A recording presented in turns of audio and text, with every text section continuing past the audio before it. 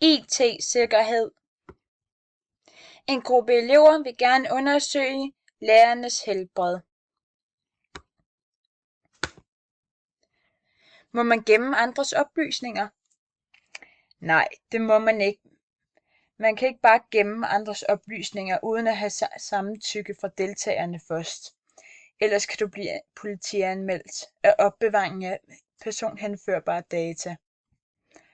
En af de måder, som man kunne få samtykke på, kunne for eksempel være, at man kunne spørge personen direkte, eller få en kontrakt, hvor personen siger ja til, at man kan gemme ens oplysninger. Hvad skal man være opmærksom på, når man gemmer data? De skal huske, at disse data ikke må komme ud i offentligheden, fordi det er private data. De skal huske at gøre det anonymt, så dataen ikke kan bruges mod folk, som for eksempel at finde deres bopæl eller andet. De skal beskytte dataen imod eventuelle hacker, der vil bruge informationen på en ond måde. Også generelt folk, der bare vil se dataen og bruge den på en ikke-konstruktiv måde. Det kan fx være lærere, der vil se, hvordan deres kollegaer klarer sig. De skal være sikre på, at de bruger CIA-modellen ved at have confidentiality, så alle ikke bare kan gå ind og se dataen. Integrity betyder, at så ikke alle kan gå ind og ændre på dataen. Der står availability, så de rigtige personer, der har behov for det, kan se dataen. Overvej at kryptere deres data. Kryptering går ud på at gøre dataen ulæselig. Der er to måder at kryptere, symmetrisk og asymmetrisk. Ved symmetrisk kryptering bruger man den samme nøgle til at kryptere og dekryptere beskederne. Både den, der sender beskeden, og den, der modtager, har en fælles nøgle, som de begge to kan bruge til delvis at kryptere eller dekryptere. Man har en klar tekst, som er den tekst, man gerne vil sende, så krypterer man den ved hjælp af nøglen, hvor man får en ciffertekst, som er tekst, der ikke betyder noget på normalt sprog. Og så kan man så dekryptere den ciffertekst ved hjælp af den samme nøgle, og så får man den samme klartekst tilbage.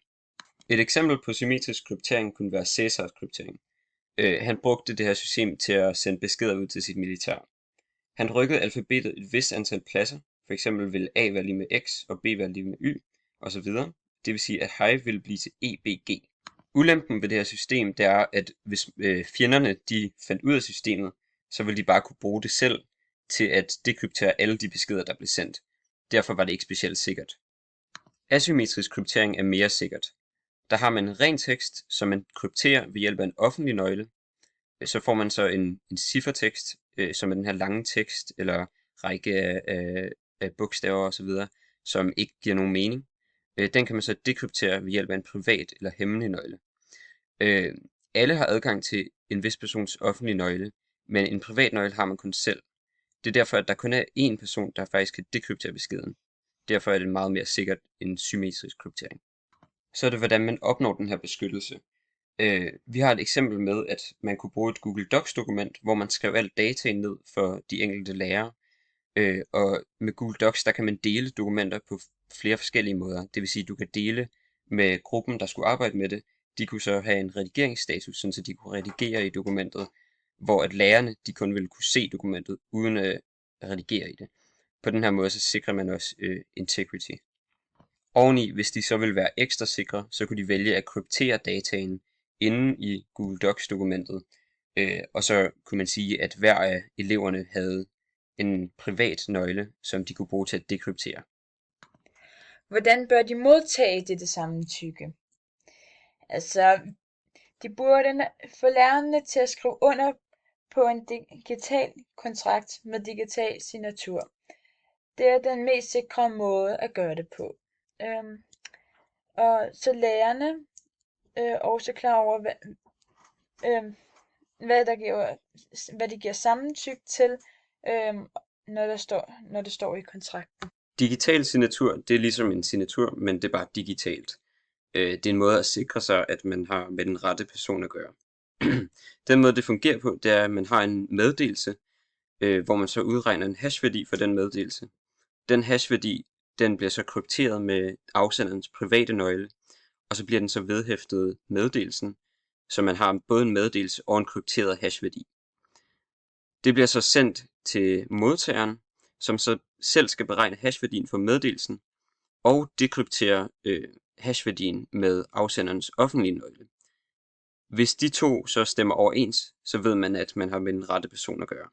Kommunikationen kan foregå digitalt i en tekstchat for det meste på de sociale medier, eller med krypterede beskeder, hvis de vil være virkelig hemmelighedsfulde. Det kan fx være med breve. Hvilke trusler skal man i den situation være opmærksom på, og hvordan beskytter man sig selv mod dem?